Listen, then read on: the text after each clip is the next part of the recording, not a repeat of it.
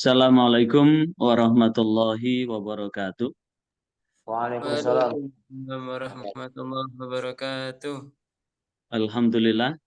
Allahumma sholli wa sallim wa barik ala sayyidina Muhammad wa ala alihi wa ashabihi wa man irtadah ma ba'd. Alhamdulillah hari ini kita ketemu langsung untuk mata kuliah Istinbat Hukum. Mata kuliah Istinbat Hukum di semester 1 ini saya masuk tim teaching di mata kuliah Istinbat Hukum dan perbandingan madhab. Maka bagaimanapun juga segala keilmuan yang kita pelajari adalah ilmu Allah.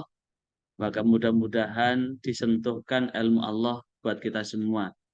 Sekali lagi, mudah-mudahan disentuhkan ilmu Allah buat kita semua. Mudah-mudahan seluruh Amin. mahasiswanya juga dapat ilmu laduni, ilmu yang menghujam ke dalam kalbu, dan yang paling penting adalah ilmu itu manfaat buat diri kita, barokah buat lingkungan kita, dan apa yang kita hasilkan itu adalah implementatif buat profesi kita. Al-Fatihah. A'udzubillahi minasyaitonirrajim. Bismillahirrahmanirrahim. Alhamdulillahirabbil alamin. Arrahmanirrahim. Maliki yaumiddin. Iyyaka na'budu wa iyyaka nasta'in. Shiratal mustaqim. Shiratal ladzina an'amta 'alaihim ghairil maghdubi 'alaihim waladdallin. Kalau kita ini hanya tambahan aja ya, buat bekal buat anak-anak kita, buat murid-murid kita, bahwasanya sesungguhnya sholat itu kan ada dua macam. Sholat yang dikerjakan oleh orang hidup buat orang hidup. Sholat yang dikerjakan oleh orang hidup buat orang yang mati disebut dengan sholat jenazah. Dua-duanya kan wajib. Cuma yang sholat jenazah fardu kifayah, yang maktubah adalah fardu ain. Ada apa? Itu ternyata sholat, kenapa Allah memerintahkan manusia ini sholat? Dan kenapa Rasulullah sendiri menegaskan bahwa awwaluma yuhasabu bihil abdu yaumil qiyamah as-shalah. Kali pertama yang akan Allah perhitungkan pada hari kiamat itu adalah sholat. Bahkan idza saluhat saluha sairu amali, jikalau sholatnya baik akan baik amal yang lain. Wa in fasadat, jikalau sholatnya rusak fasada sairu amali, maka rusak amal yang lain. Ternyata sholat ini ada hubungannya dengan dinamika kehidupan. Persis dengan dinamika kehidupan bergerak itu. Jadi kita berdiri ke rukuk kan ada gerakan berapa? 90 derajat. I'tidal 0 lagi, kemudian sujud ada gerakan 135 derajat. Duduk di antara dua sujud, kemudian sujud lagi, ada gerakan 135 derajat. 135 kali 2 ada 270. 270 ditambah 90 ada 360. Ada 360, berarti setiap rokaat kita bergerak 360 derajat. Dan di saat bergerak itu ada doa yang jikalau ditinggalkan maka akan batal. Apa doa itu? Ihdinas siratal mustaqim. Ihdinas siratal mustaqim. Ya Allah, tunjukkanlah kami jalan yang lurus. Mustaqim itu kan dari kata istaqamah, yastaqimu istiqaman. Kemudian dijadikan isim fa'il mustaqimun. Istaqama yastaqimu istiqaman wa mustaqimun. Wa huwa mustaqamun. Istaqim la tastaqim. Nah, dan seterusnya. Artinya apa? Mustaqim itu adalah minta ditunjukkan oleh Allah ke jalan orang yang istiqomah.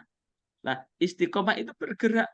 Ternyata 360 derajat itu bergerak sama dengan bergerak bumi mengitari, berputar pada porosnya sehingga ada siang dan malam.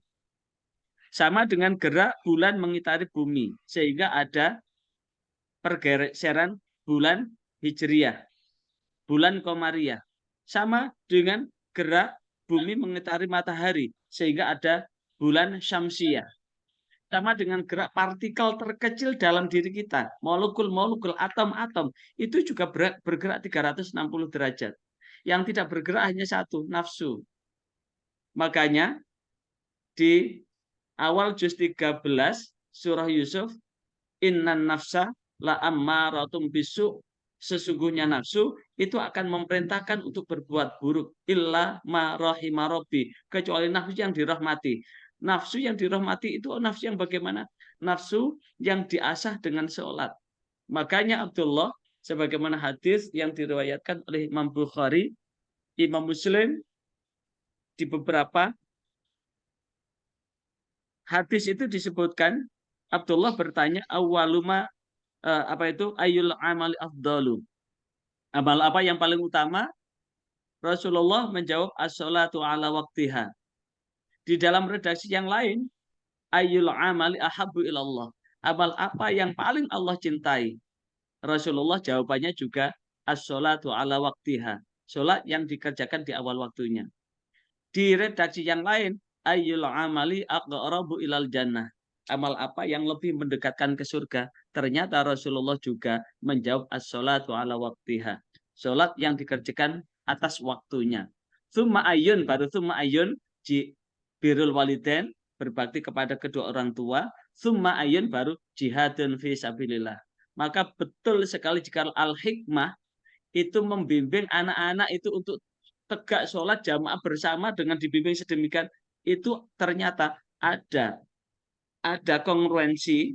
Kongruensi itu adalah ada gerak yang beraturan untuk mewujudkan satu tingkat kedisiplinan, membimbing iman, takwa, dan tawakalnya kepada Allah. Jadi beruntunglah saudara Ainul Yakin yang ditakdirkan oleh Allah menjadi imam rawatib, maka mudah-mudahan itu akan menjadi energi positif yang akan menggerakkan roda kehidupan. Yang paling selamat adalah fitunya hasanah wa fil akhirati hasanah wa qina adzabannar. Lanjut.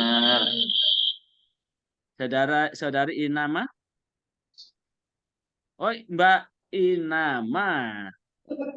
Gimana kabar? Kebetulan kami kuliah bareng ini. Saya dari Kampung juga, Kawasan. Kawang Gedangan, alhamdulillah. Iya. Ya sama, saya 16 tahun dinas di Sidoarjo, sempat di Waru. Ya, Ya, waktu itu masih ada Mbak Inama ya, saya di Waru itu ya Mbak Inama. Tidak ada. Tidak ada. Saya masih di Sedati. Masih di Sedati. Saya mutasi Pak dari Lombok dulu, makanya Bapak tidak tahu saya. Oh, di Lombok. Udah lama di Sidoarjo? Alhamdulillah sudah 10 tahun. 10 tahun. Oke, ini yang ada 6 ya. 1, 2, 3, 4, 5, 6. 6 ya. Oke, kita awali ya. Pelan-pelan ya. Kita buka dulu RPS-nya. RPS itu rencana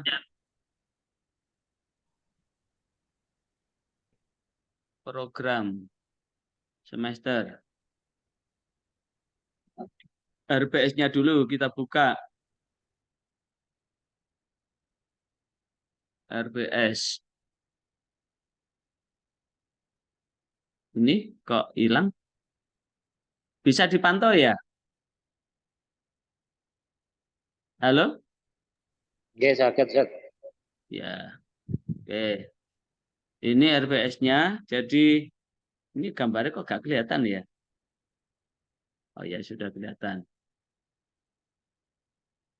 Oke. Bentar.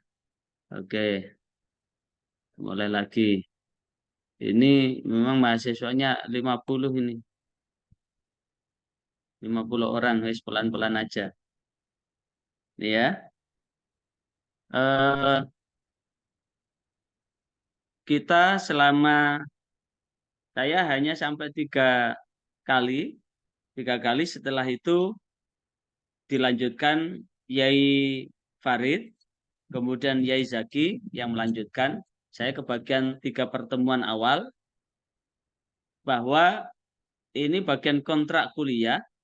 Di kontrak kuliah ini bahwa mahasiswa diharapkan mampu memahami manfaat dan capaian mata kuliah serta mengerti kontrak perkuliahan.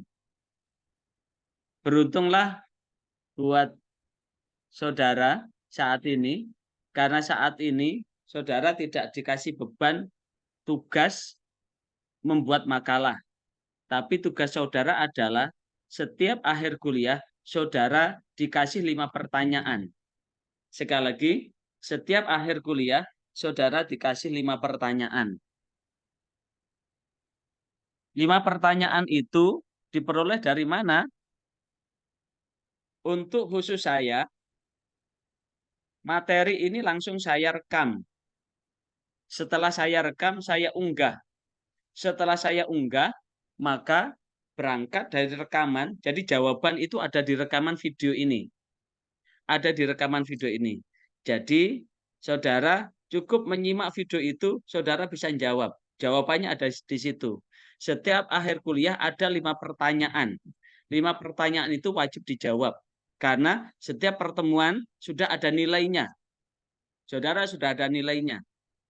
Nilai supaya tidak numpuk, saudara jawab pertanyaan-pertanyaan itu. Pokoknya setiap akhir kuliah ada 5 pertanyaan yang harus dijawab. Jawabannya dari mana? Jawabannya dari apa yang sudah diterangkan di perkuliahan itu. Dan tidak tertutup kemungkinan pertanyaan itu dari pertanyaan saudara. Habis ini nanti kan ada tanya jawab. Tanya jawab itu tidak tertutup kemungkinan bahwa pertanyaan itu juga muncul dari pertanyaan saudara yang kemudian jadi pertanyaan yang harus dijawab bersama. Masing-masing punya kesempatan untuk menjawab gitu. Itu mekanismenya. Kalau kemarin sih RPS ini dibagi rata dan setiap mahasiswa kebagian 1 CPM. Capaian ada kebagian 1 CPMK. Capaian itu. Kemudian yang kedua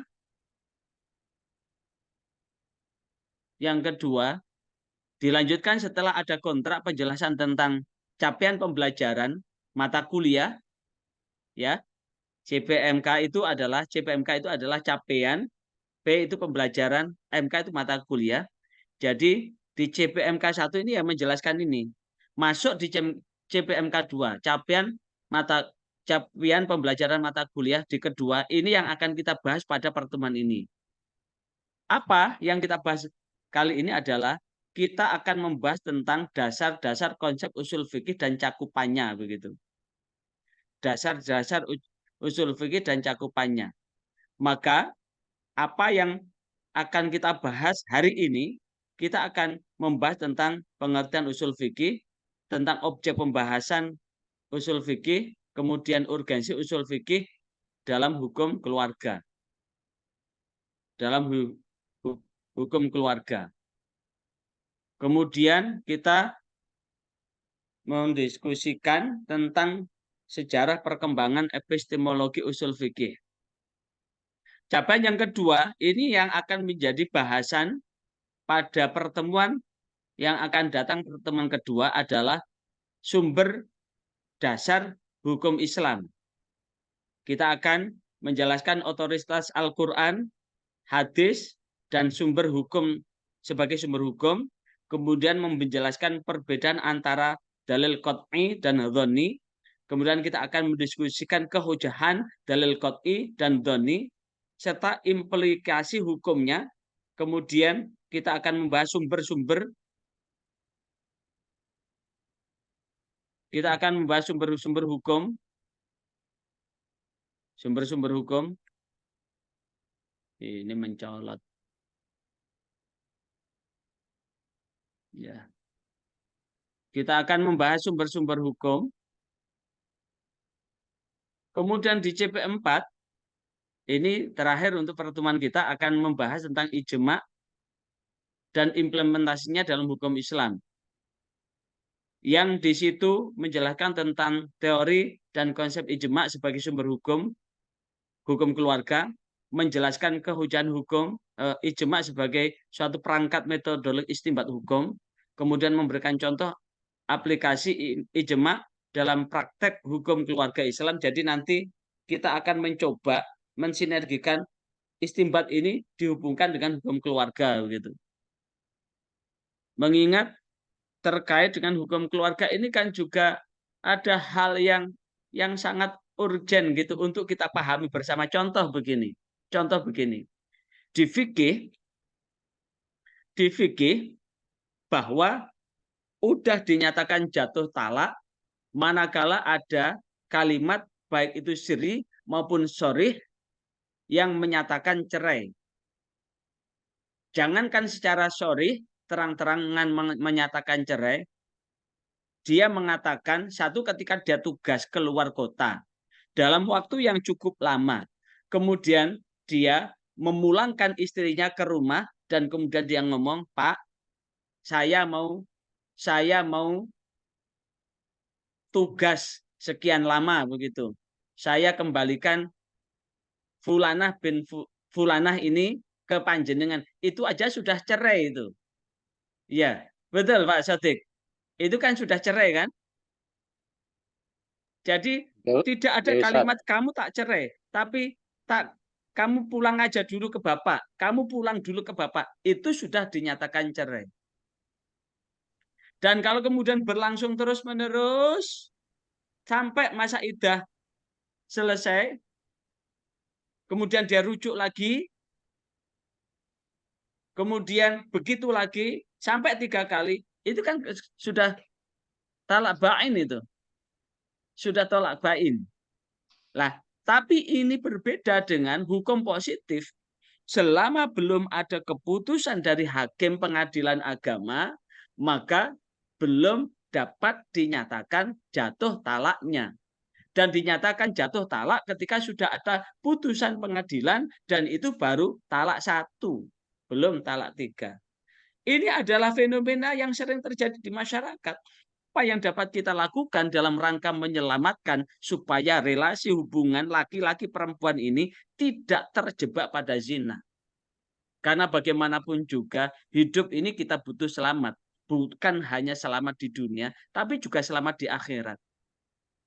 Nah, inilah yang kemudian menjadi pembicaraan yang cukup menarik begitu. Yang kelima, ini akan menjadi tanggungan dari dosen berikutnya. Barangkali nanti kita sampai ijma' qiyas. Ijma' qiyas di pertemuan ketiga nanti kita akan membahas ijma' qiyas. Tinggal di CPM ke-6 dan ke-7 dosen berikutnya, CPN ke-9, CPN ke-6 apa? Istihsan. Istihsan. Dan implementasinya dalam hukum keluarga. Kemudian CPMK ke-7 istishab dan implementasinya dalam hukum keluarga. Kemudian nanti ada ujian tengah semester. Ujian tengah semester itu kalau saudara ini sudah setiap soal ini sudah saudara jawab, maka saudara sebetulnya sudah punya bank soal begitu. Sudah punya bank soal. Sehingga bank soal itu sudah siap saudara pakai untuk menjawab tatkala nanti ada ujian tengah semester. Kemudian bagian dari dosen berikutnya adalah CPM ke-9, yaitu terkait dengan masalah mursalah dan implementasi dalam hukum keluarga. Kemudian al-uruf, adat istiadat dan implementasinya dalam hukum keluarga. Kemudian satu dari'ah adalah mencegah kemadorotan dan implementasinya. Implementasi satu dari'ah itu apa gitu? Dalam hukum keluarga tentu. Maka tentu ketika kita memberikan pemahaman kepada anak-anak, kepada remaja, kepada klien, kepada calon pengantin, terutama ini Mbak Inama sama Mbak Izati, ini saudara Inama sama saudara Izati ini punya kewajiban untuk memberikan itu satu dari'ah. Satu dari'ah untuk menyatakan bahwa sesungguhnya mereka nanti tidak akan terlibat dengan namanya perzinaan. Tidak akan terlibat dengan namanya perzinaan. Kemudian yang ke-12 adalah maqasidus syariah. Maqasidus syariah. Maqasidus syariah itu kan termasuk hifdzuddin, hifdzun nasl, hifdzul mal, dan seterusnya. Itu kan masuk maqasidus syariah. Bagaimana implementasi maqasidus syariah itu? Kemudian yang ke-12, ijtihad implementasinya Kemudian yang ke-14 adalah kaidah usuliyah dan kaidah fiqhiyah. Ada 15. Berarti ini untuk pertemuan dengan saya nanti sampai dengan CPM ke-6 atau ke-7. Habis itu ujian tengah semester dilanjutkan pada dosen berikutnya. Nah, inilah yang kemudian akan menjadi bahasan kita nanti, dan saatnya ini kita akan bahas di capaian pembelajaran mata kuliah yang pertama. Di capaian pembelajaran mata kuliah yang pertama ini kita akan membahas terkait dengan apa? Ini saya mulai, ini biasanya kalau diunggah di YouTube ada musik itu sudah kena apa? Kena hak cipta itu. Sehingga kena klaim. Langsung ini aja. Biar tidak kena hak cipta. Istinbat hukum Islam. Apa itu istinbat? Istinbat adalah merupakan tata cara atau metode dalam menggali dalil-dalil wahyu, yaitu Al-Quran dan Sunnah, untuk ditelurkan ke dalam bentuk hukum. Secara ringkas disebutkan bahwa sumber yang disepakati akan menjadi dua, yaitu berupa wahyu dan bukan wahyu. Sumber hukum itu ada dua, berupa wahyu dan bukan wahyu. Maka tentu istinbat hukum ini sangat penting. Kenapa? Karena setiap sumber hukum, terutama Al-Quran dan Sunnah, sekali lagi, Al-Quran dan Sunnah. Kalau Al-Quran itu ada asbabul wurud, ada asbabul nuzulnya. Kalau Sunnah itu ada asbabul wurudnya. Tentu sebuah hukum itu akan memahami bagaimana sebab-sebab diturunkan ayat itu. Sebab-sebab diturunkan ayat itu. Begitu pula hadis, asbabul wurud. Munculnya sebab-sebab ada hadis itu apa? Karena hadis itu adalah ucapan, perbuatan, penetapan Rasulullah SAW yang merupakan jawaban atas umat itu sendiri. Sehingga ketika itu adalah merupakan jawaban terhadap kondisi umat ketika itu, maka tentu jika kemudian Al-Quran maupun hadis diterima secara tekstual, itu akan bisa bertentangan dengan fakta. Hukumnya akan pun bisa berubah. Contoh isbal. Isbal itu asbabul wurudnya adalah ejekan orang Yahudi kepada Rasulullah saat umat Islam dalam keterbatasan materi. Kemudian ada orang Yahudi ada di depan Rasulullah, ngejek Rasulullah, kemudian pakaiannya pakaiannya kemudian dilembrehkan ke tanah sambil mengejek Rasulullah. Nah, itulah hadis itu adalah hubungannya dengan isbal. Kemudian jenggot pun begitu, kumis pun begitu. Semuanya ada asbabul wurudnya. Jika kemudian ada teks hadis seperti itu langsung dipraktekkan dengan apa yang ada di Indonesia, tentu akan berbeda. Begitu pula dengan Al-Quran. Al-Quran itu antara mufasir satu dengan mufasir yang lain itu pada satu sisi itu bisa berbeda menafsirkan. Contoh, salah satu guru. Jangankan orang lain, menerjemahkan salah satu guru antara Umar bin Khattab dan Abdullah bin Umar itu menerjemahkannya beda. Yang satu, salah satu guru itu adalah 3 kali suci. Yang satu 3 kali menstruasi. Tentu timing waktu antara 3 kali suci dengan 3 kali menstruasi itu jumlah bilangan hari juga beda. Itulah yang kemudian, jika kemudian nanti kalau dihadapkan pada ayat-ayat yang bersifat dhanni, yang itu masih debatable, multitafsir, dan kemudian ada seseorang yang menafsirkan demikian, dan tafsirnya ini merasa paling benar, maka tentu ini akan menghasilkan keberagaman yang radikal. Apa keberagamaan yang radikal? Keberagamaan yang merasa bahwa dirinya paling benar. Contoh soal lain, aula mastumun nisa. Aula mastumun nisa, lamastum, sebagaimana diterangkan di dalam kitab Madzhabul Arba'ah. Kalau indal Hanafi, aula mastum, lamastum itu adalah kata lam bisa adalah aijima. Jadi aula mastumun nisa yang membatalkan wudhu itu adalah bukan bersentuhan kulit, tapi yang membatalkan itu dijima. Dalam pandangan ini, indal Hanafi, maka seseorang walaupun dia telanjang, berpelukan, berpegangan erat, tidak akan batal wudhunya. Baru batal setelah ada unsur penjimaan. Nah, ada unsur watin. Sementara Maliki yang membatalkan karena ada nikmat. Sementara Hambali karena ada syahwat, terangsang atau terangsang. Kalau indal Syafi'i sentuhan, sentuh nggak terangsang tapi tersentuh kulit sama kulit itu pun dibatasi hanya mereka yang bukan mahram itu batal walaupun tidak terangsang. Ini artinya apa? Menafsirkan pada satu kalimat aja aula mastum.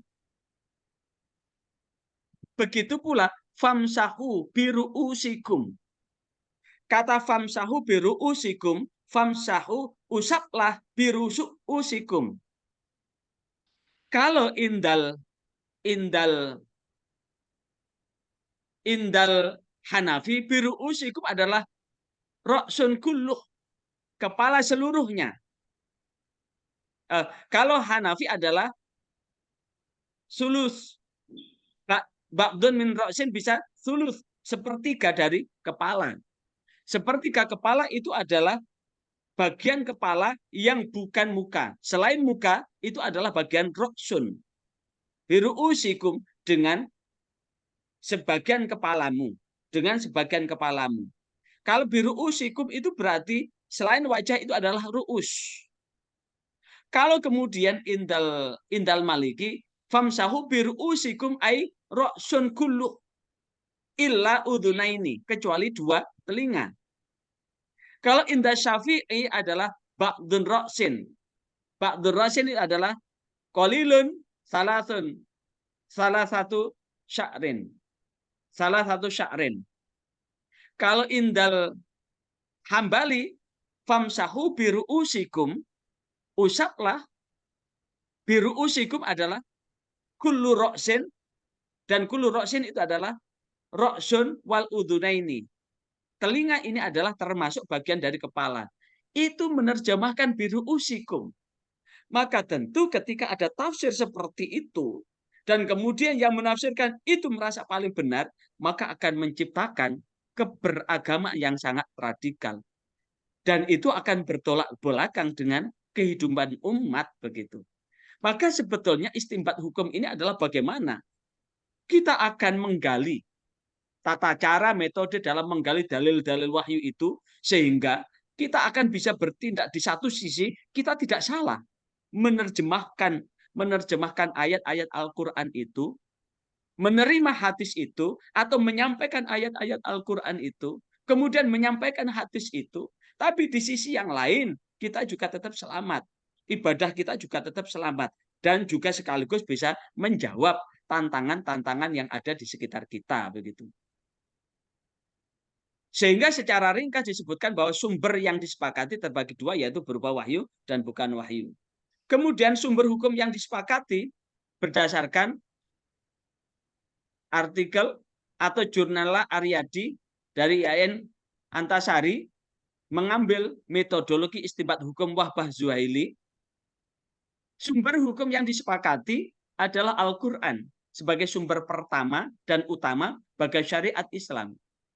Kemudian yang kedua adalah as-sunnah, baik itu perkataan, perbuatan, ketetapan dari Rasulullah SAW. Yang ketiga adalah ijma, ijma ada dua macam, al-ajmu ala syai'in atau ketetapan hati untuk melakukan sesuatu atau keputusan berbuat sesuatu.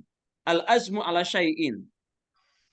Ketetapan hati untuk melakukan sesuatu atau keputusan berbuat sesuatu. Yang kedua adalah al-ittifaq atau kesepakatan atau konsensus. Yang keempat adalah qiyas. Qiyas itu adalah ada dua, qiyas aula, ilat yang terdapat pada furu' lebih utama daripada ilat yang terdapat pada asal. Kemudian qiyas musawi, ilat sama cabang dengan asalnya itu sama. Kemudian qiyas adna, ilat yang terdapat pada cabang lebih rendah bobotnya dibandingkan dengan ilat. Apa itu qiyas? Mencari qiyas. Jikalau kemudian ada hukum tidak disebutkan di dalam Al-Quran, tapi ada ilat yang sama. Contoh, khamr. Contoh, inamal khamru wal maisiru wal ansabu wal azlamu rijzun min amali syaitan. Al-khamr. Kalau khamr asalnya adalah sebagai apa? Perasan anggur yang diendapkan sedemikian rupa yang membuat orang mabuk. Maka ilat apa? Kullu mukhamiril aqli khamrun. Kullu mukhamiril aqli khamrun. Al-khamru qalilun au katsirun haramun.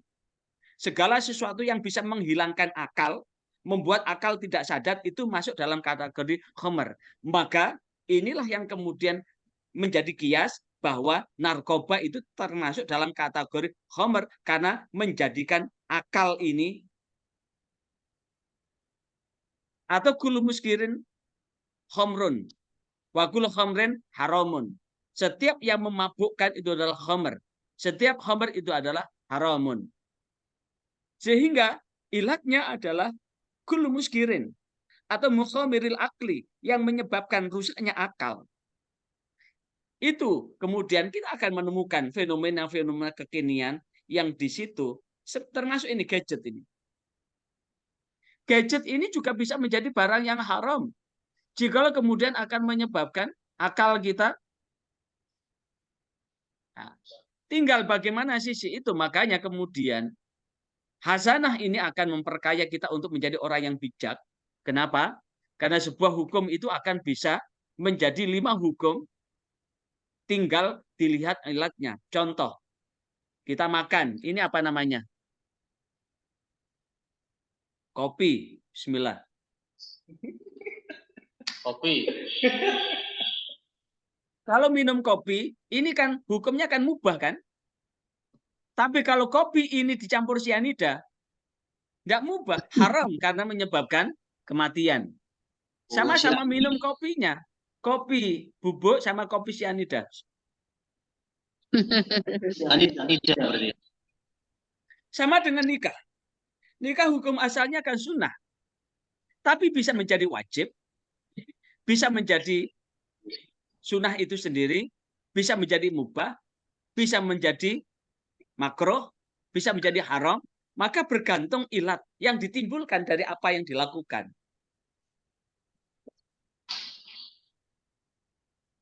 Kemudian sumber hukum yang mukhtalaf, yang berbeda-beda pendapat. Kalau 4 tadi itu sudah disepakati. Yang kedua adalah sumber hukum yang ghairu mutafaq. Ghairu mutafaq kita apa? Istihsan. Istihsan. Yang kedua masalah mursalah. Yang ketiga uruf dan adat, dan nanti akan dibahas pada CPMK, capaian pembelajaran mata kuliah berikutnya. Dan yang keempat adalah syar'u man qoblana, istishab, dan sebagainya. Sekarang kita masuk pada bahasan usul fikih di CPMK, di CPMK 1. Di CPMK 1. Di CPMK 1 ini usul fikih.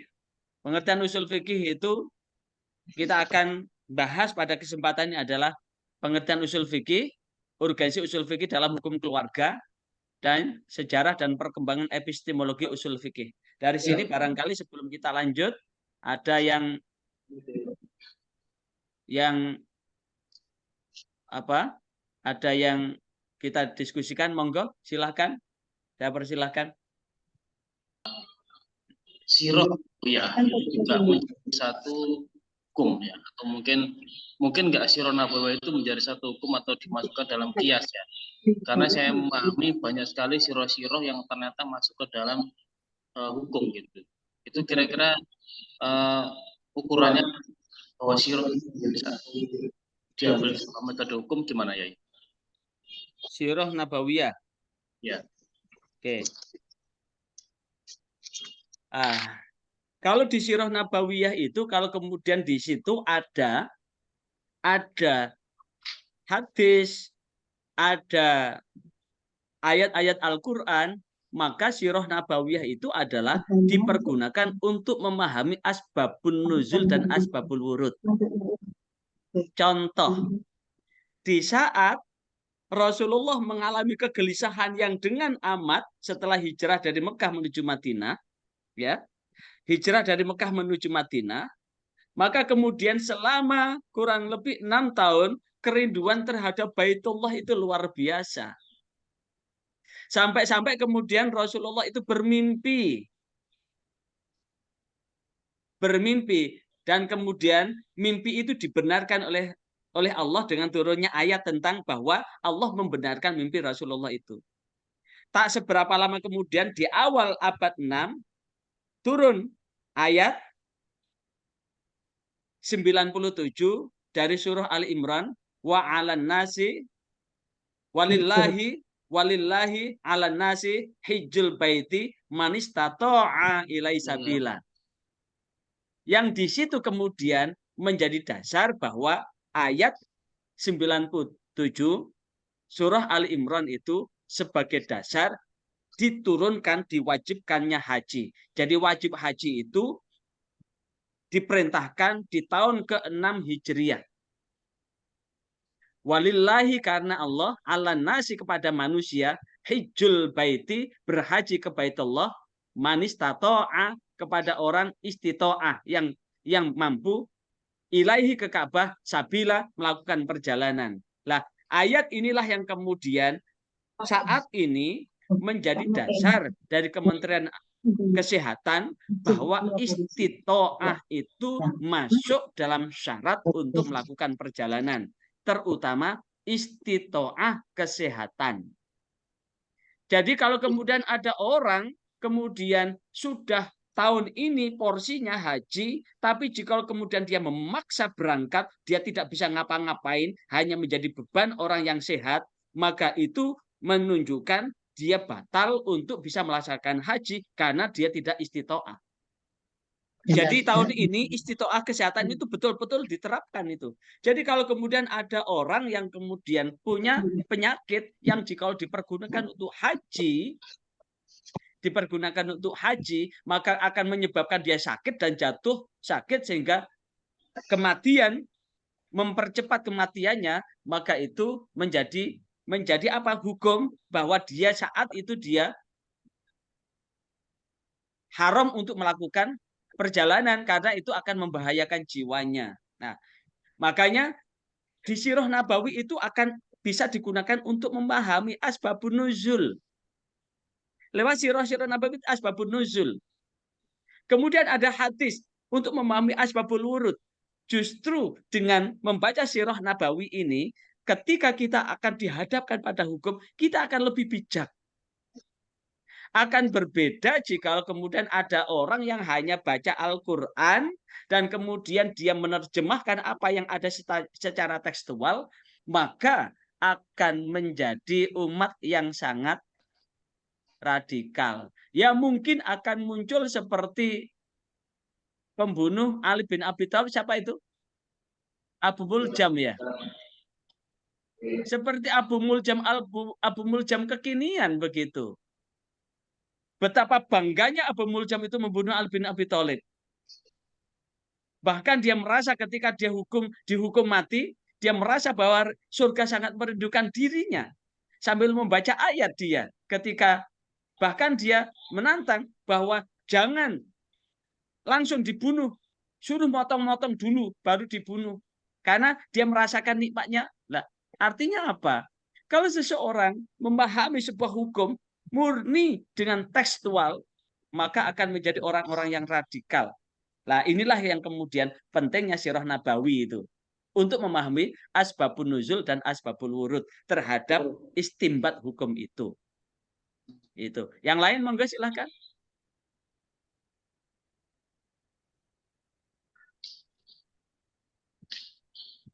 Sampai 5 ya nanti ya. Oke, kita lanjut lagi. Kita lanjut lagi. Oke. Nah.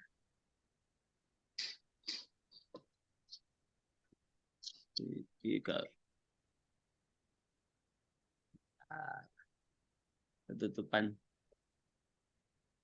Usul fikih, definisi usul fikih itu dibagi menjadi 2. Definisi dengan definisi idhofah, mudhaf dan mudhaf ilaih. Yang kedua, ini yang kedua bukan satu, ini definisi secara laqab atau julukan atau sebutan. Definisi idhofah adalah pengertian usul fikih yang mendefinisikan secara idhofah untuk mengetahui mudhaf harus terlebih dahulu mengetahui mudhaf ilaihnya. Mudhafnya adalah usul, mudhaf ilaihnya adalah al-fikih.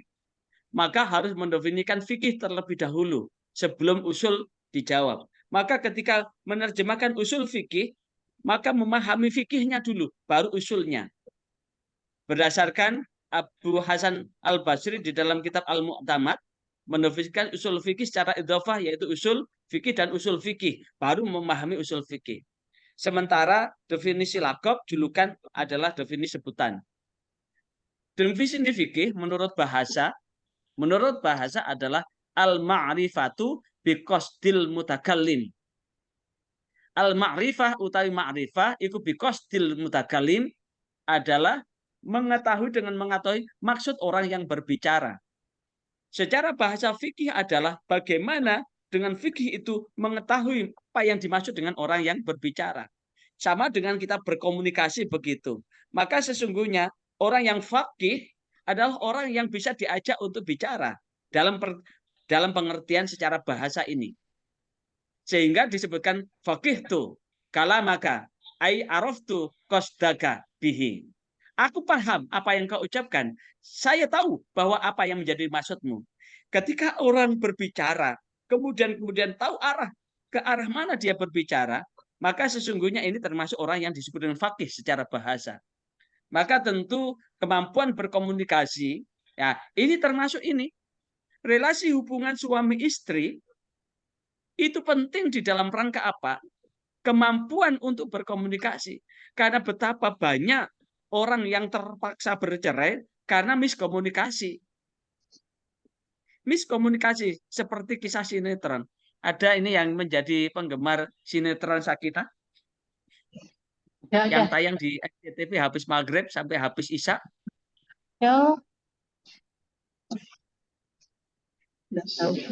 Itu kan sinetron dengan alur yang mengolah perasaan dan emosi manusia aja itu dengan komunikasi yang salah gitu. Padahal diam tidak berarti benar gitu. Diam tidak berarti benar. Tidak seperti perawan yang mau ditarik nikah itu. Diam aja. Dok, kamu mau tak nikahkan dengan ini orangnya bagus, diam aja. Tapi sikilnya gremet aja. Dianggap bahwa itu setuju diamnya. Padahal diamnya itu karena dia takut membantah orang tuanya. Karena dia memegang fala taqullahuma uffin walatan harhuma. Nah, kata uffin walatan harhuma itu ternyata juga itu termasuk ayat-ayat yang bersifat dhani yang multitafsir begitu. Sehingga menjadi ruang lingkup dalam pembahasan istinbat hukum gitu. Yang kedua fikih berarti istilah fuqaha. Jumlatun minal ulumi bi ahkami syar'iyyah. Jumlatun minal ulumi sejumlah ilmu, seluruh ilmu. Jumlatun minal ulumi adalah seluruh ilmu pengetahuan bi ahkami syar'iyyah yang berhubungan dengan hukum syariah. Adapun yang dimaksud dengan ahkam di sini adalah bukanlah hukum dari suatu pekerjaan, karena hukum pasti diidhofahkan kepada pekerjaan, ahkamul af'al. Melainkan maksud dari hukum di sini adalah apakah ia berkedudukan mubah, mandub, wajib, haram, makruh. Maka fikih dalam istilah fuqaha adalah jumlah itu minal ulumi bi ahkami syar'iyyah, itu adalah kedudukannya adalah ada hukum mubah, ada hukum mandub atau sunnah, ada hukum wajib, ada hukum haram, ada makruh.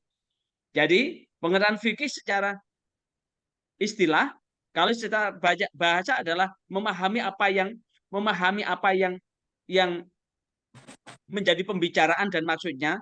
Secara istilah, menurut istilah fuqaha, fikih menurut istilah fuqaha adalah jumlatu minal ulumi bi ahkami syar'iyyah. Seluruh pengetahuan dengan hukum syariah, yang dimaksud di sini adalah ahkam. Di sini bukanlah hukum dari satu pekerjaan, tapi hukum ini ada diidhofkan dengan sebuah pekerjaan atau ahkamul af'al, hukum perbuatan. Dan disinilah yang kemudian adalah apakah hukum af'al itu yang masuk di sini adalah kedudukan mubah, mandub, wajib, haram, makruh. Dan ini ada hubungannya dengan seluruh dimensi kehidupan kita. Sekali lagi, ada hubungannya dengan seluruh dimensi kehidupan kita. Contoh, babi itu haram nggak? Halo? Babi itu haram nggak? Makan babi haram nggak? Pertanyaannya, kenapa babi itu haram? Secara nas haram. Karena nas juga mengharamkan babi.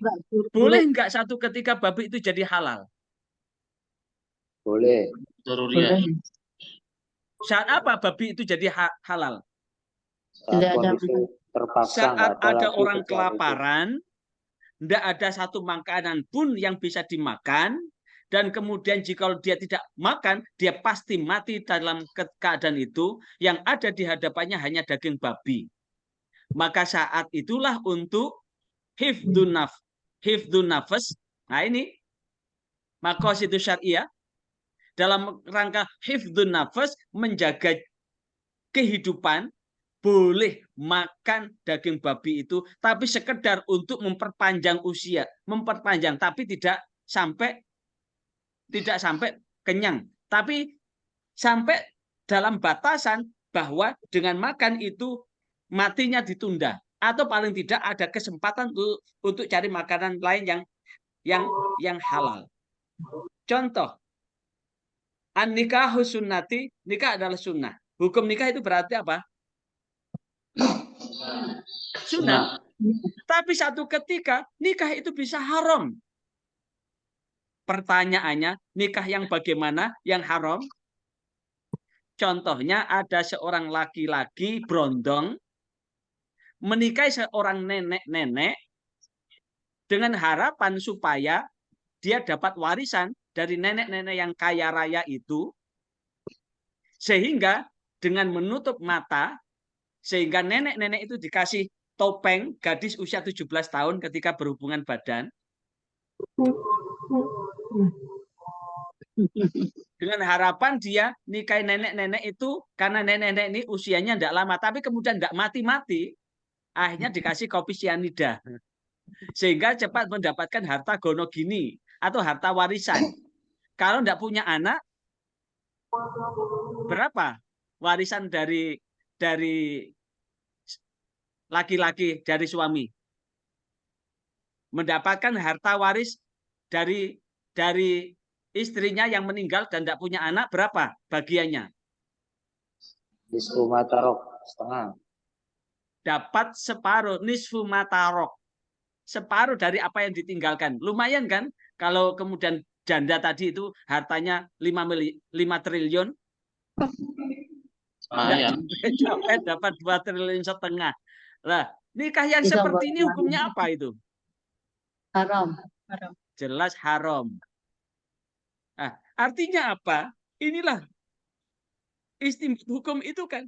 Makanya kalau ada sarjana syariah itu beda persepsi itu.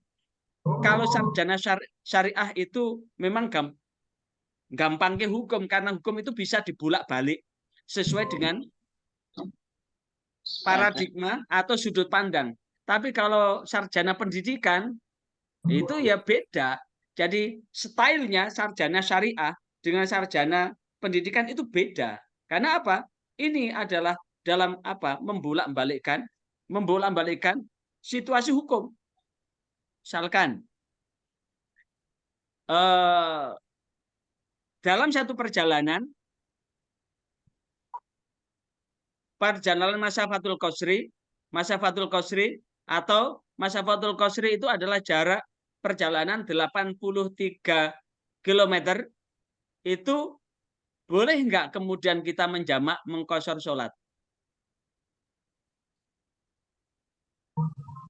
Kalau sarjana syariah boleh.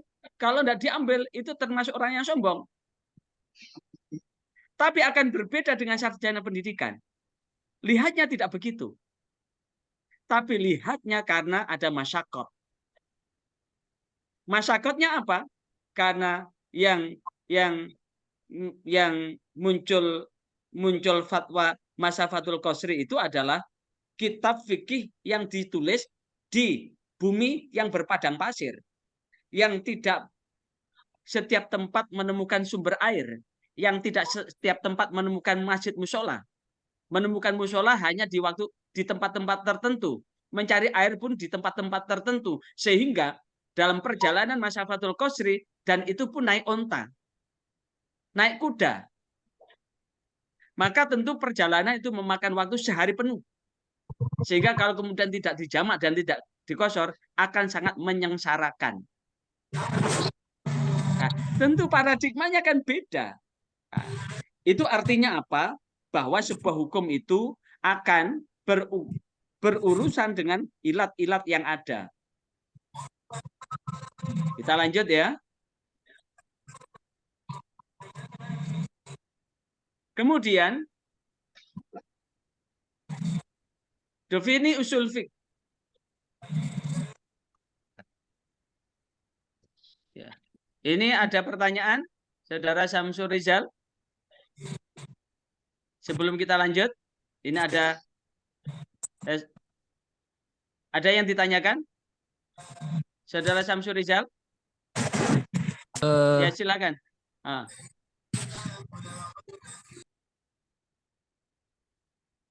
Ya, silakan Saudara Samsul.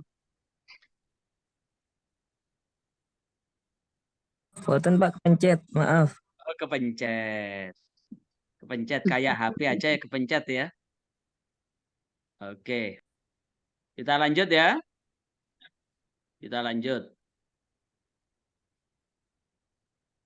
Nah, defini usul dan usul fikih. Usul secara bahasa adalah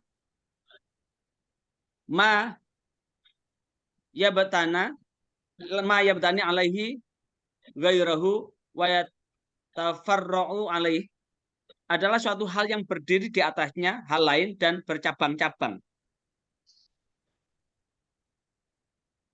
Jadi secara bahasa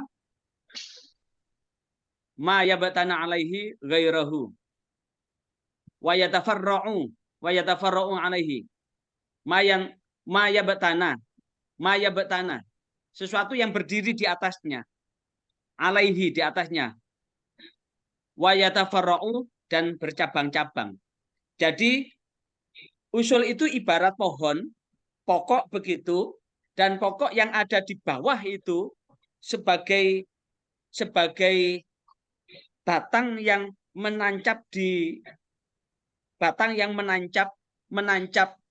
tanah, dan kemudian berdiri di atasnya, kemudian setelah itu ada cabang. Yang pokok itu, usul itu adalah yang pokok yang nancap di tanah itu. Itu secara bahasa. Akar. Kemudian yang kedua, sementara definisi usul fikih ma yang tanah alaihil fikih, suatu hal yang berdiri di atas fikih. Berarti usul fikih adalah satu pokok yang kemudian akan menjadikan satu pokok yang ada di atasnya fikih. Yang ada di atasnya fikih. Sehingga definisi usul fikih menurut itu tadi definisi usul fikih menurut idhofah, secara idhofah.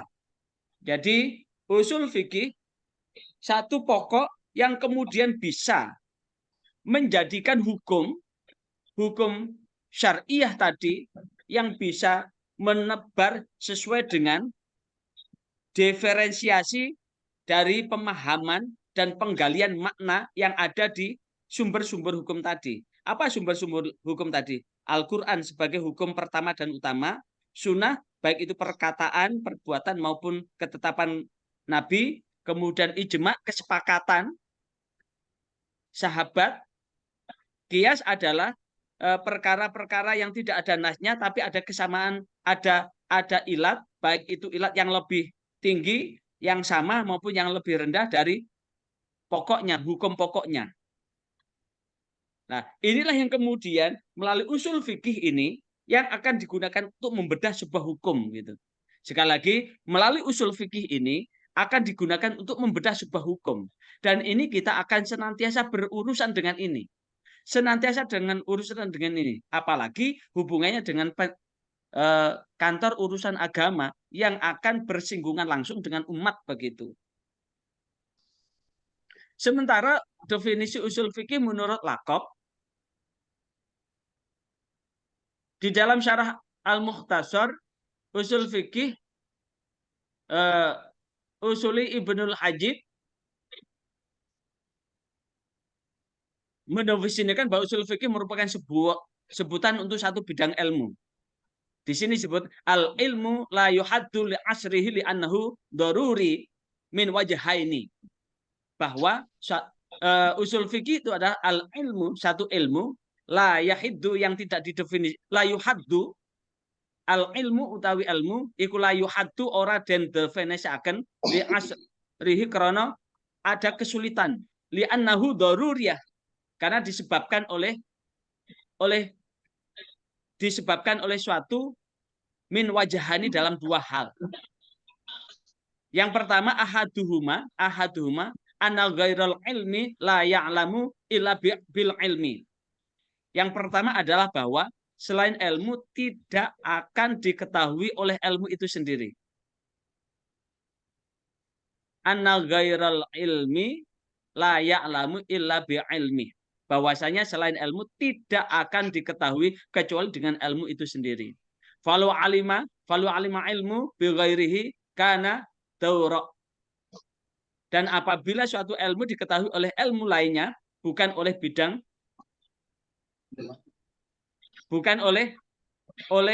bidang itu. Wajibu bi ayyu faqa tasuru gadul ilmi ala husulil ilmi bi ghairila ala tasawuru fala daur. Dan disitulah yang bidang ilmu itu sendiri tidak ada atau tidak memiliki kedudukan. Kemudian yang kedua bahwa setiap ilmu itu diketahui keberadaannya, maka sudah pasti telah ada lebih dulu gambaran ilmu itu. Jadi untuk usul fikih secara Laqab itu adalah bahwa segala kondisi hukum itu akan dapat digali dengan memiliki kedudukan, tapi dengan ilmu itu akan muncul ilmu itu sendiri dan akan memiliki kedudukan lain berkaitan dengan kondisi yang lain yang dari keberadaan itu. Karena itulah maka sesungguhnya secara Laqab akan menjadi julukan bahwa usul fikih itu adalah dapurnya untuk menggali hukum. Julukannya usul fikih itu adalah dapurnya untuk menggali hukum. Sementara menurut bahasa ada beberapa mayastanidu wujud dadzalika ilai sesuatu yang bersandar kepadanya sesuatu yang lain. Contoh, fal abu aslul walad. Fal abu aslul walad. Apa? Fal abu, bapak, aslul walad adalah akan menjadi asalnya adanya anak. Jadi ini disebutkan secara bahasa. Yang pertama adalah mayastanidu wujud dadalik, yang disandarkan bahwa dengan adanya itu akan muncul yang lain. Gitu. Contohnya, al-abu aslul walad, bahwa adanya bapak, maka akan lahir anak. Jikalau tidak ada bapak, tidak ada anak kecuali kambing domba. Tahu kambing domba? Kambing domba itu tidak ada bapaknya, cukup dengan kosot-kosot begitu sudah hamil sendirian. Atau sapi begitu, tidak ada bapaknya, disuntik sama kambing suntik sudah ada bapaknya. Oke, jadi 3. Dan juga seperti an-nahru aslun lil judul, aslun lil judul, bahwa sungai itu adalah asal dari anak sungai. Artinya apa? Sungai itu muncul dari apa? Dari hulu, anak sungai. Anak sungai itu kemudian mengalir, kemudian akhirnya ketemu di sungai besar, di mainstream, arus besar begitu. Jadi usul itu adalah bagian dari pokok yang menyebabkan adanya sesuatu begitu. Kalau di dalam kitab Al-Hasil Minal Mahsul fil Usul, ma minhu syai, sesuatu hal yang darinya ada hal lain. Ma minhu syai, sesuatu yang muncul dari adanya hal lain, sehingga sesuatu itu bisa menyebabkan adanya hal yang lain, sehingga hal lain itu ada dengan sesuatu itu begitu. Contoh tadi ada orang mabuk, kemudian mabuknya karena apa? Sekali lagi, ada orang mabuk, tapi mabuknya karena apa? Kalau mabuknya karena naik kendaraan, itu mafhum muskilah. Tapi kalau mabuknya karena minum sesuatu, maka dicari minum sesuatu itu apa gitu. Yang menyebabkan dia mabuk. Apakah kebanyakan tua? Apakah kebanyakan pil dan sebagainya? Atau mabuk karena Cinta. dirundung asmara begitu. Nah, tentu macam-macam mabuk itu akan mempunyai diferensiasi yang menyebabkan terjadinya sesuatu yang berbeda-beda, yang akhirnya akan menimbulkan satu pendapat yang berbeda begitu. Sementara di dalam kitab Syarah Mukhtasar Al-Mazini disebutkan adalah al-muhtaju ilaihi. Al-muhtaju ilaihi. Al-muhtaju adalah al-muhtaj itu adalah sesuatu yang dibutuhkan ilaihi oleh orang lain begitu. Berarti usul itu adalah munculnya usul itu karena dibutuhkan fikih. Dibutuhkan oleh fikih. Jadi sebuah fikih hukum itu butuh usul agar muncul untuk apa? Muncul untuk bisa menggali keilmuan-keilmuan yang di situ akan bersinergi dengan sebuah hukum. Di dalam kitab At-Ta'rif wa Syarhu Al-Mawafiqi disebutkan alal-iji wal hawashi alal matul litafzani, disebutkan ma yatafarraqu ilaihi,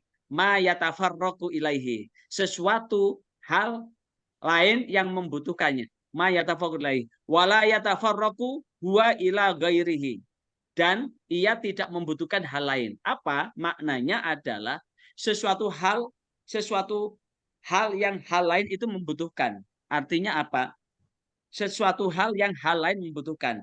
Misalkan laki-laki perempuan ini akan ketika berdiri sendiri, tidak ada masalah. Tapi ketika laki-laki perempuan ini dinikahkan, maka menyebabkan menyebabkan masing-masing itu akan membutuhkan, yang laki-laki membutuhkan yang perempuan akan membutuhkan yang laki-laki, sehingga hal yang membutuhkan ini membutuhkan persyaratan yang membuat dia bisa berkumpul, yang di situ akan menghasilkan sesuatu yang baik atau tidak baik. Atau ia tidak membutuhkan hal lain. Misalkan udah tidak ada hal-hal yang diperlukan di situ, maka bisa di situ menyebabkan ada dan tidak adanya dianggap tidak ada. Sehingga adanya itu tidak dibutuhkan. Sehingga buat apa susah daripada kemudian menambah beban yang menyebabkan dirinya akan menjadi tersiksa. Nah, segala sesuatu itu kan bisa dibolak-balik ketika seperti menggoreng kerupuk begitu dibolak-balik.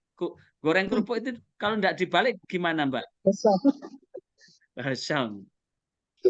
Kemudian di dalam kitab Al-Mu'tamad fi Ushulul Fiqih, apa yang dimaksud dengan usul secara bahasa? Ma yabtana alaihi ghairahu. Sesuatu yang menjadi pondasi hal lain. Sesuatu yang menjadi pondasi hal lain. Berarti usul itu akan menjadi pondasinya fikih. Sebuah fikih itu kalau tidak dilengkapi dengan usul, maka fikih itu akan tidak bisa tegak. Karena dengan usul itu akan bisa mempergunakan untuk menggali sisi fikih. Sisi fikih itu apa? Yang bersifat syariah tadi. Usul fikih tadi kita hanya ada 6 hukum tadi kan? Wajib, mandub, mubah, mandub, wujub, apa itu mubah, mandub itu sunnah, wujub, wajib, haram, makruh. Jadi 5 hal ini bisa berubah-ubah selaras dengan usul. Pokok itu yang menjadikan dapur untuk mengulas sebuah hukum. Kemudian menurut Nihayatus Su'ul disebutkan mansya'ai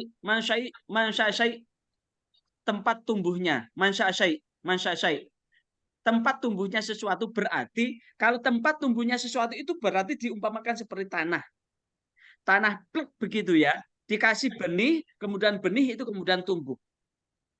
Usul itu berarti tanah yang dijadikan tempat berbijak tumbuh-tumbuhan, mansya'ai tempat tumbuhnya sesuatu, atau istilahnya pot lah. Kalau ada bunga, maka memasukkan bunga di pot itu berarti ketika di pot itu tumbuh, itulah yang disebutkan usul secara bahasa. Sementara usul menurut istilah, yang pertama disebut ad-dalil. Ad-dalil.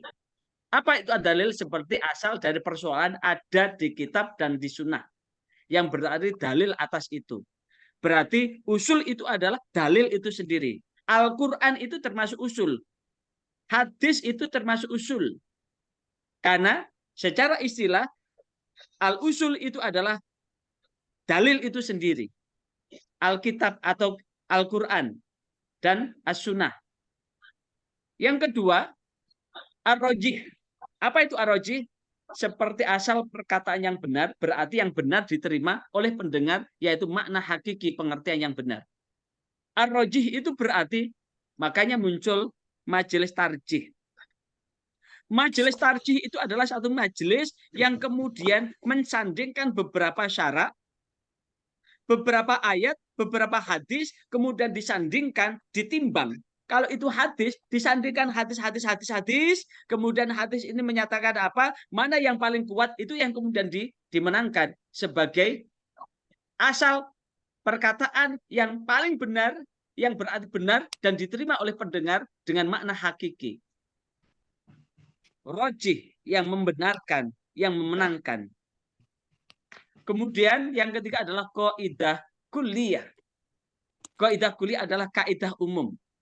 Seperti asal dari persoalan An-Nas atau Al-Quran lebih dulu dibandingkan dengan banyak al-zahir.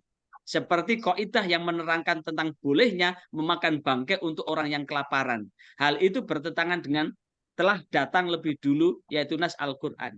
Contoh tadi, ada satu bahwa hurimat alaihimul maitatu, hurimat alaihimul maitatu wadamu walhamul khinzir. Diharamkan al-maitah, wadam darah, walhamul khinzir dan daging celeng. Telah diharamkan, tapi dalam situasi tertentu tidak ada makanan kecuali itu. Sampai-sampai dalam satu permukaan tidak ada apa-apa, dan kemudian yang ada adalah manusia-manusia itu, dan kemudian ada salah satu di antara manusia itu mati, maka demi untuk menyelamatkan hifdun nafas, menyelamatkan nyawa, maka saat itu hukumnya mubah makan mayit saudaranya sampai sebegitu. Jikalau kemudian tidak ada pilihan. Artinya apa? Bahwa sesungguhnya dalam posisi tertentu, maka ketika memutuskan sebuah hukum itu bisa menjadi pradik banget begitu. Mendasar banget begitu. Yang keempat, secara istilah usul itu bisa mustashab. Mustashab itu adalah tetapnya sesuatu hal pada yang telah ada. Seperti siapa saja yang yakin jika ia suci berwudu dan ragu jika tidak memiliki wudu, maka dilihat kembali pada yakin, al-yakinu la yuzalu bisyak. Mustashab. Misalkan, saya ini suci apa batal ya? Saya ini suci apa batal ya? Maka kemudian untuk menyatakan saya ini suci, maka al-yakinu la yuzal bisyak, keyakinan itu tidak bisa dihapus dengan keraguan. Bagaimana caranya begitu? Untuk menghapus keraguan itu, maka tentu akan melihat kembali pada yang yakin yang telah ada, yaitu suci. Jikalau kemudian, oh iya ya, tadi itu saya keluar jam sekian, tapi sebelum saya keluar tadi saya sudah wudhu dulu. Lah sepanjang perjalanan ini tadi saya tidak merasa bahwa saya ini tadi kentut atau bersentuhan atau apa begitu yang menyebabkan wudhu saya batal. Oh berarti kalau begitu saya saat ini masih suci, saya masih punya wudhu. Apa artinya? Bahwa usul itu juga akan bisa mustashab. Tetapnya sesuatu hal pada hal yang telah ada. Karena sesuatu yang ada dianggap itu menjadi sesuatu yang bisa ditetapkan. Sementara itu, pendapat jumhur ulama, qaul rajih, pendapat yang paling banyak diterima dan sebab diterimanya termasuk yang disampaikan oleh Imam Al-Asnawi, Al-Amidi, Al-Adad, dan Sadrus Said menerangkan secara bahasa bahwa al-aslu itu adalah al-bina yang berarti pondasi, dan pondasi tersebut bersifat umum seperti membangun atap di atas dinding. Adapun dalam hal usul fikih, membangun fikih di atas dalil-dalil, jika al-asl diartikan sebagai dalil, maka atau membangun fikih di atas kaidah, jika al-asl diartikan kaidah. Artinya apa? Bahwa usul al-aslu itu adalah seperti bangunan atau pondasi, dan pondasi itu kemudian akan dibangun dinding-dinding, yang dinding-dinding itu akan ada atap di atasnya. Maka atap itu tidak akan bisa tegak jikalau tidak ada dinding, dan dinding itu tidak akan tegak jikalau tidak ada pondasi. Maka usul itu adalah pondasi yang kemudian menyebabkan dinding itu bisa tegak. Kalau dinding itu tegak, maka atap itu bisa tegak. Maka usul fikih itu adalah akan menjadi dasar ketika sebuah hukum itu tegak atau tidak. Jikalau pondasinya itu tidak kuat, maka hukum yang ditimbulkan juga tidak menjadi hukum yang kuat.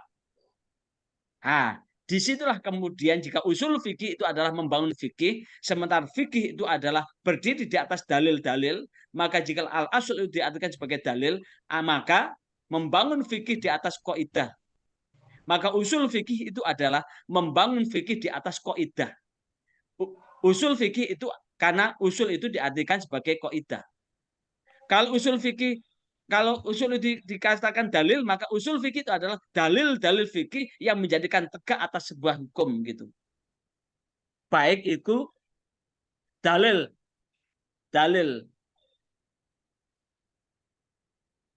yang bersifat wahyu maupun ghairu wahyu. Sementara itu sekarang pengertian fikih menurut bahasa al-fahmu mutlaqan, pemahaman yang mutlak. Yang kedua adalah fahmul umurul khafiyah, pemahaman perkara yang khafiyah, yang tersembunyi. Fahmul ghaddu al-mutakallim min kalamih, pemahaman terhadap keberadaan sesuatu yang diucapkan oleh mutakalim dari apa yang diucapkan. Yang ketiga adalah al-ilmu, ilmu itu sendiri. Kemudian masih ada waktu 15 menit. Secara istilah, fikih itu sebagaimana disebutkan oleh Imam Haramain di dalam kitab Al-Burhan, sekali lagi, secara istilah, sebagaimana disebutkan Imam Haramain. Siapakah Imam Haramain itu? Adalah Al-Juwaini. Al-Juwaini di dalam kitab Al-Burhan. Al-ilmu bi ahkamil taklif. Al-ilmu bi ahkamil taklif. Fikih itu adalah ilmu atau pemahaman tentang hukum taklifi. Pada usul fikih adalah dalil-dalil.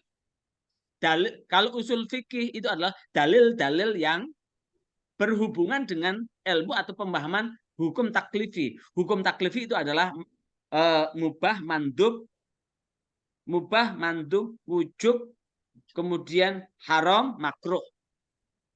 Yang kedua adalah al-ilmu bil ahkam syar'iyyah. Al-ilmu bil ahkam syar'iyyah as-sabitati li af'alil mutakallifin khassah. Al-ilmu adalah ilmu bi ahkam syar'iyyah, berkaitan hukum-hukum syariah, sabit yang ditetapkan li af'alil mutakallif, yang ditetapkan untuk perbuatan-perbuatan mutakallif khassah, khususnya. Yang di situ ada hal yang tentang sesuatu taklif ya khassah, itu adalah tentang segala hal yang dikerjakan manusia terkait dengan kewajiban, larangan, dan kebolehan. Sebagaimana disebutkan oleh Imam Ghazali di dalam kitab Al-Mustasfa. Kemudian yang ketiga adalah secara istilah, yang ketiga adalah ma'rifatun nafs malaha wa ma'aliha. Mengetahui hak dan kewajiban, yaitu hak atas yang boleh dilakukan dan kewajiban yang harus dilakukan. Sebagaimana yang disebutkan oleh Abu Hanifah di dalam kitab Tawdih ala Tanqih. Yang keempat adalah al-ilmu hasil bijumlati minal ahkami syar'iyyah al-furu'iyah binadri wal istidlal. Ilmu yang diperoleh dengan keseluruhan hukum syariah yang bercabang dengan dalil dan dalil penguatnya. Berarti fikih itu adalah ilmu yang diperoleh secara keseluruhan hukum syariah, 5 hukum tadi, dengan cabang dalilnya dan dalil yang menguatkan, sehingga muncul hak dalil hukum itu. Jadi dengan dalil, dengan cabang dalilnya sekaligus dalil yang menguatkan dengan hukum itu, akan muncul hukum-hukum yang berkaitan dengan hukum taklifi tadi. Yang kelima adalah al-ilmu bi ahkamil af'al al-mutakallifin al-syar'iyyah dunal aqliyah.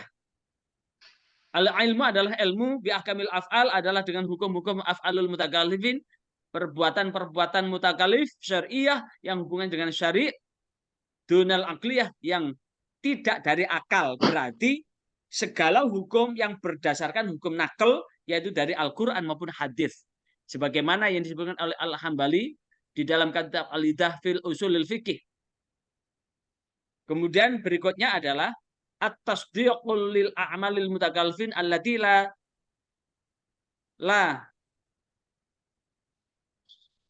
tuqsidu li i'tiqadi bi ahkami syar'iyyah al-qat'iyyah ma'a malakatil istimbat. Pembenaran atas apa yang dilakukan oleh manusia yang tidak berkedudukan hukum yang pasti dengan memiliki istimbat atau penarikan kesimpulan hukum. Sebagaimana yang disampaikan, sebagaimana di dalam kitab Taisir At-Tahrir Al-Kamal oleh Al-Kamal bin Al-Himam. Ini yang kemarin dijadikan yang dilombakan usul fikih Taisir At-Tahrir ini. Taisir At-Tahrir ini yang dijadikan bahan lomba musabaqah qiraatul kutub untuk marhalah wusta, kemarin pakai kitab ini. Kemudian pengertian berikutnya menurut Imam Ar-Razi adalah ibaratun minal ilmi bi ahkami syar'iyyah al-amaliyah al-mustadlil ala a'yaniha bihaitsu la ya'lamu kaunuha minad din darurati. Ilmu tentang hukum syariah terhadap hal yang dilakukan yang memiliki dalil pada setiap itemnya dengan tidak dalam keadaan darurat. Berarti jikalau ini berarti fikih ini dalam hukum yang tidak dalam keadaan darurat tadi, karena ad-daruratu tubihul mahdhurah. Kedaruratan itu akan membolehkan sesuatu yang menjadi larangan. Misalkan tadi dalam posisi tertentu bangkai menjadi halal, dalam posisi tertentu sampai kemudian cukup untuk menyelamatkan jiwanya. Dalam rangka maqasidus syariah hifdzun nafas tadi. Hifdzun nafas menjaga jiwa tadi. Dan yang berikutnya disebutkan bahwa ini ketutupan. Berikutnya bahwa yang dikatakan fikih itu adalah al-ilmu bil ahkami syar'iyyatil amaliyah al-muktasib min adillatiha at-tafsiliyah al-ilmu utawi ilmu bil ahkami syariah dengan hukum-hukum syariah al-amaliyah kang berbongso amal al-muktasib yang diiktisibkan yang dilakukan min adillati tafsiliyah dari dalil-dalil yang terperinci min adillatil tafsiliyah, bahwa yang dikatakan fikih itu adalah ilmu tentang hukum syariah terhadap yang dilakukan, yang diambil, al-muktasib yang diambil, min adillah dari dalil-dalil at-tafsiliyah yang terinci, sebagaimana kebanyakan pendapat ulama Syafi'iyah. Dan inilah yang kemudian, jikalau kemudian kita kembali pada pengertian usul fikih yang secara idhofah berarti penggabungan antara usul dan fikih. Sekali lagi, pengertian usul fikih secara idhofah yang berarti penggabungan antara usul dan fikih sebagaimana pendapat mayoritas ulama usul adalah al-aslu ma yabtani alail fiqhu wal fiqhu ma yabtani alail adillah wal fiqhu wal ilmu bi ahkam syar'iyyah wal amalih al-mutasib min adillati tafsiliyah yang disebutkan di atas tadi. Sehingga dengan demikian pengertian usul fikih itu tadi pengertian usul fikih secara idhofah yang ada hubungannya tadi. Kemudian secara lakob, pengertian usul fikih secara lakob adalah terbagi menjadi dua. Kelompok pertama adalah mendefinisikan dengan kaidah dalil, yang kedua kelompok yang mendefinisikan dengan kaidah dalil pengetahuan intuisi itu sendiri. Jadi seseorang ketika membawa kelompok pertama usul fikih itu adalah kaidah atau dalil. Lakopnya adalah kaidah itu sendiri atau dalil itu sendiri. Kelompok kedua bisa kaidah, bisa dalil, bisa pengetahuan apa yang ada hubungannya dengan ayat-ayat kauniyah, bisa intuisi. Intuisi itu adalah hasil dari pemahaman terhadap kaidah, hasil dari pemahaman terhadap dalil, dan kemudian al-ma'rifatul bil ilmi sehingga muncul pendapat. Sehingga ada ar-ra'yu, intuisi bisa menjadi ar-ra'yu itu. Kalau kemudian definisi dari kelompok pertama, maka kelompok pertama bisa juga ibaratun an adillatil hadil ahkam ay al-fiqhiyah wa an ma'rifati dalalatiha alal ahkami min haitsu jumlatun la min haitsu tafsil. Artinya konsepsi dalil hukum fikih dan pemahaman dalil-dalilnya secara umum bukan secara terperinci. Jadi untuk konsep pertama tadi adalah konsep dalil mengenai hukum fikih yang pemahaman dalilnya itu bersifat umum, bukan bersifat tafsiliyah. Kalau untuk kelompok kedua, masih kelompok pertama, yang kedua adalah adilatul fikih wajhat dalalat tiha alal ahkami syar'iyyah wa kaifiyah halil mustadil biha min jihadil jumlatillah min jihati tafsil. Dari dalil fikih dalam sudut pandang dalilnya dari sisi hukum syar'i dan kemudian cara mencari dalil dari sudut pandang yang umum, bukan dari yang terperinci. Berarti definisi yang pertama dari apa tadi usul fikih secara lakob tadi, untuk definisi yang pertama tadi adalah yang pertama adalah konsep dalil hukum fikihnya dulu. Yang kedua, cara mencari dalilnya dari sudut pandang yang secara umum. Yang pertama, yang pertama tadi dalil dan nas tadi, yang pertama adalah konsep dalilnya dulu. Setelah konsep dalilnya adalah bagaimana cara mencari dalil dan sudut pandang secara umum. Dan yang ketiga, apa? Tata cara pengambilan dalil secara umum. Yang pertama dalilnya dulu. Yang kedua mencari dalilnya. Yang ketiga adalah tata cara mengambil dalilnya secara umum. Sebagaimana di dalam kitab Al-Mahsul oleh Imam Ar-Razi. Sementara konsep tata cara fikih pengambilan dalil secara umum adalah ma'rifatu dalailil fikhi ijmalan wa kaifatil istifadah minha wa halul mustafid mengetahui dalil fikih secara umum, secara keseluruhan, dan tata cara pengambilan dalil dalam kondisi mustafid atau mustambit. Salah tulis ya, pengambilan kesimpulan, istimbat. Orang yang mustambit adalah orang yang menggali hukum. Kemudian yang kedua adalah al-ilmu bil qawaidil lati yatawassalu biha ilal istimbatil ahkamil syar'iyyah al-far'iyyah min adillatiha at-tafsiliyah. Pengetahuan tentang kaidah-kaidah yang dengannya sampai pada istimbat hukum syar'i yang terperinci, dalil-dalil yang terperinci juga. Sehingga terkait dengan konsepsi tata cara pengambilan dalil secara umum, berarti yang pertama adalah mengetahui dalil fikihnya dulu secara umum, kemudian tata cara mengambil dalilnya, mustafid atau mustambit, sehingga mengambil kesimpulan. Yang sekali lagi, bagaimana mengambil dalil fikihnya, setelah itu dalil fikihnya sudah dikumpulkan, cara mengambil dalilnya, kemudian bagaimana mengambil kesimpulan. Maka sebetulnya beberapa dalil-dalil ini dikumpulkan, kemudian diambil dalil itu, kemudian kesimpulannya bagaimana, sehingga bisa diambil kesimpulan. Sehingga disitulah yang kemudian akan muncul beberapa dalil. Sehingga muncul menurut ini disebutkan di dalam tafsir ini hukumnya seperti ini. Tapi menurut ini begitu. Seperti orang sedang sedang melakukan bahsul masail begitu loh. Jadi orang melakukan bahsul masail kan ada masalah pablek begitu ya. Maka kemudian masing-masing kan mengambil dalil. Sehingga ada yang mengatakan ini begini, ini begini, ini begini. Yang boleh ini begini, yang tidak boleh ini begini. Yang boleh itu alasannya begini, yang tidak boleh itu alasannya begini. Dasarnya itu ini begitu.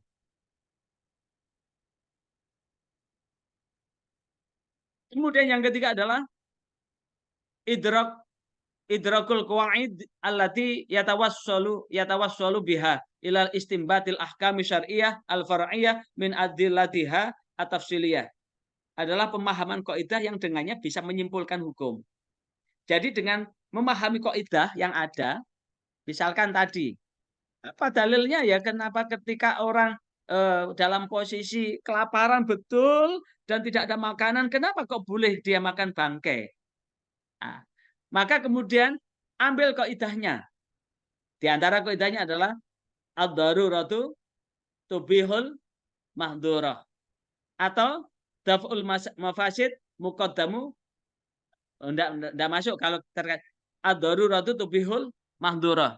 Ad-dararu la yuzul bidarari dan sebagainya. Lah, kaidah ini kemudian kaidah usulnya ini kemudian dijadikan sekaligus dalilnya apa, maka kemudian setelah itu mengetahui dalil terperinci, maka bisa disimpulkan. Kalau begitu, syar'iyatul far'iyah, hukum rincinya bagaimana begitu. Nah, karena itulah dari keseluruhan definisi tadi, ternyata ada benang merah, ada 3 unsur yang bisa diambil. Sebentar ya. Sebentar. Oke, lanjut. Mana tadi? Lanjut. Ada sikomo lewat tadi. Oke.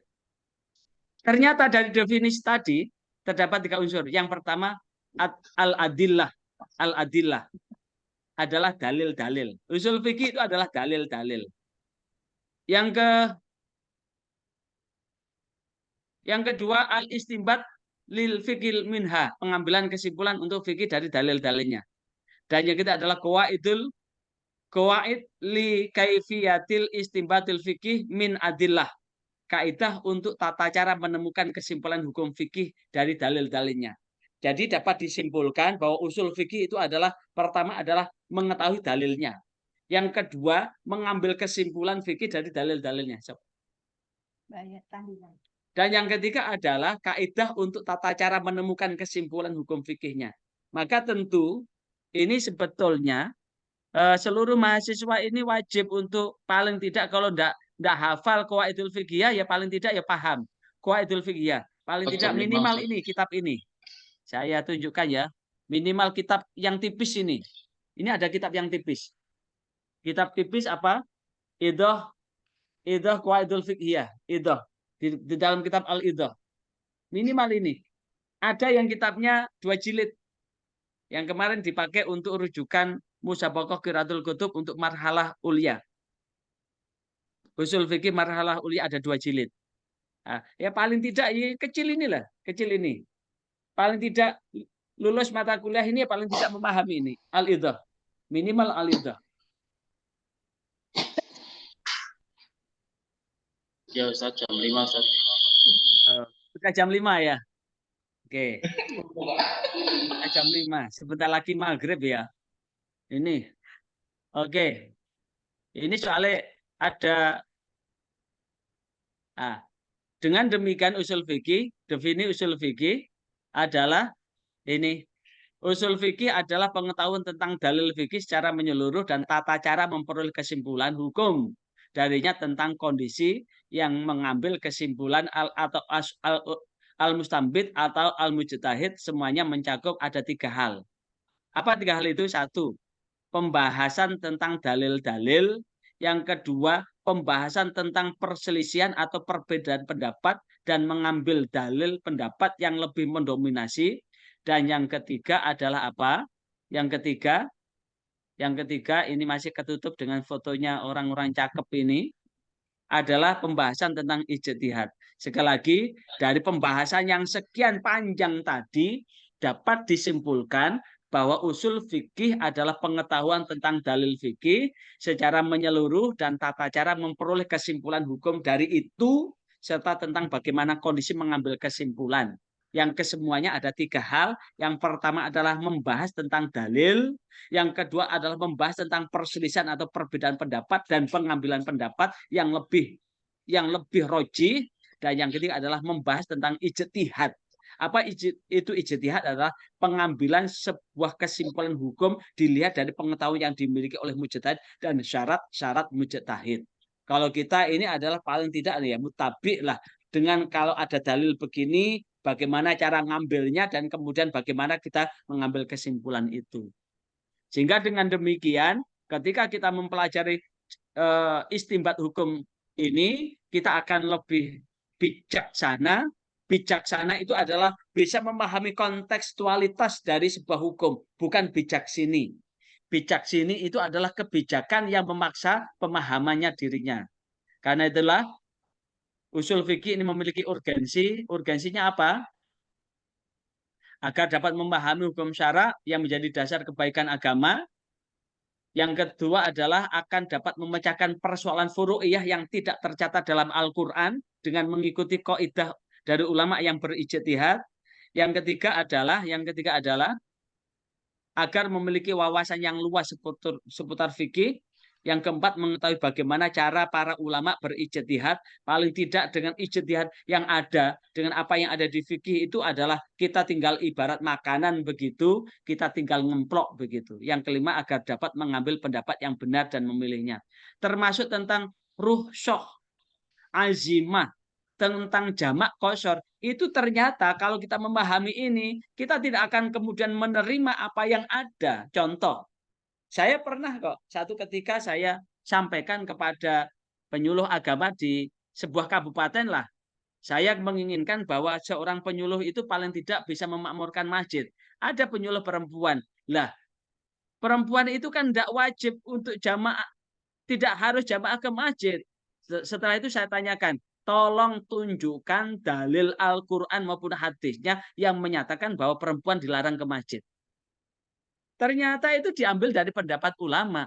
Kenapa pendapat ulama itu melarang ke masjid? Itu adalah ketika dia munfaridan, yang kemudian munfaridannya itu adalah membahayakan jiwanya, sehingga kemudian antara masalah dan manfaat itu tidak didapat. Dalilnya apa? Daf'ul mafasid muqaddamu ala jalbil masolih. Nah, maka muncul itu. Kemudian di berikutnya disebutkan bagaimana penyusunan. Para ulama berbeda pendapat siapa yang awal menyusun. Ada 3. Yang pertama bahwa yang menyusun pertama kali adalah Imam Syafi'i yang menciptakan pembahasan usul fikih. Lewat apa? Kitab Ar-Risalah. Tapi ternyata Abu Hanifah ini juga pernah sudah memakai ini. Apa dasarnya? Bahwa Abu Hanifah itu adalah di dalam menggali hukum itu lebih mengedepankan ar-ra'yu, pendapat. Ar-ra'yu. Kalau mengedepankan ar-ra'yu itu berarti sudah masuk merambah pada usul fikih dengan beberapa pilihan-pilihan. Sementara ada yang berpendapat bahwa siapa yang pertama kali menyusun usul fikih adalah Abu Yusuf. Ini ternyata dia sudah dibuktikan, tapi tidak ada bukti jejak. Dan karena itulah, Ditinggal. karena dari jejak-jejaknya yang ada ya, itu Imam Syafi'i dengan kitab Ar-Risalahnya. Dan apa yang dibahas dalam usul fikih itu? Sekali lagi, persoalan-persoalan yang dibahas dalam usul fikih itu apa? Yang pertama adalah kondisi dalil dan dalam penetapannya sebagai hukum dan penetapan. Kondisi dalil dalam penetapannya sebagai hukum dan penerapan hukum. Yang kedua adalah segala hal yang berkaitan dengan pengambilan hukum. Yang ketiga adalah segala hal yang berkaitan dengan mujtahid dan ijtihad. Ini ruang lingkup usul fikih. Yang pertama kondisi dalil dan menetapkannya. Kemudian hal yang berkaitan dengan pengambilan hukum dan dalil-dalilnya. Dan yang ketiga adalah ruang dari mujtahid dan ijtihad serta syarat-syarat ijtihad dan syarat-syarat mengikuti ijtihadnya. Saya kira itu yang dapat saya sampaikan pada ruang ini, dalam ruang ini, dan barangkali ada yang bertanya, barangkali, atau cukup sampai di sini? Sudah pada habis baterainya. Oh, karena sudah habis baterainya, baterai laptop juga saya sudah habis, maka mudah-mudahan ini ada guna dan manfaatnya untuk yang besok akan kita eksplorasi ya. Saya kira itu ya. Subhanakallahumma wa bihamdika asyhadu an la ilaha illa anta astaghfiruka wa atubu ilaik. Dan mudah-mudahan ada guna dan kemanfaatan, mudah-mudahan ada berkahnya. Bismillah wal asri innal insana lafi khusrin illal ladzina amanu wa amilus solihati wa tawassaw bil haqqi wa tawassaw bis sabr. Sekian. Wassalamualaikum warahmatullahi wabarakatuh. Sampai jumpa kembali dalam waktu dan kesempatan yang sama. Makasih Ustaz. Yeay.